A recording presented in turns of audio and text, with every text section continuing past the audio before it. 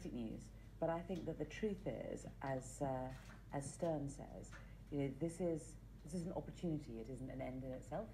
I think that's the problem, and I think that sometimes politicians run away with the rhetoric and think, oh, it's fine, we've got a deal, we don't have to do anything more.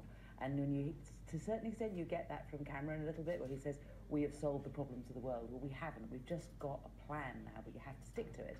And so I think that he needs to, if he really wants to do the right thing, he has to think again about cutting the subsidies to onshore wind and all the things which he's doing at the moment, so that think about not doing that, or not.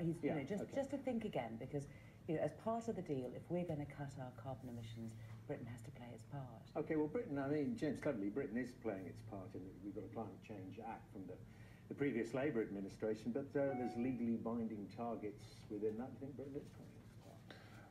We're one of the leading voices in this whole agenda, and it's easy to be critical when you don't agree with how a political party or how a government is moving towards an agenda.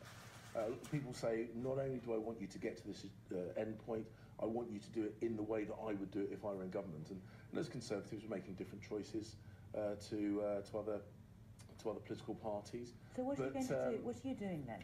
So if you're going to get rid of solar power and you're going to get rid of onshore wind, and you're going to get rid of, well, you're certainly getting rid of the carbon capture, which was another thing that was a Labour policy. So you're getting rid of all of those.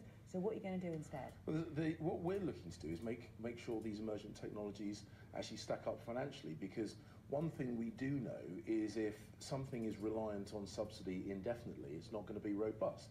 And it's about making sure that these alternative energy technologies can stand on their own 2 feet, actually make sense. So it's about making sure the lights don't go off. It is. It's always about making sure the lights don't go off, but it's also making sure the lights don't go off and we don't break the bank. But it's also about jobs. I mean, I've got a friend who works in the solar industry, and he's going to lose his job in March because the subsidies have been cut, and his company have just said, sorry, but if we don't, our business is going to go down, and you're going to have to be first out the door.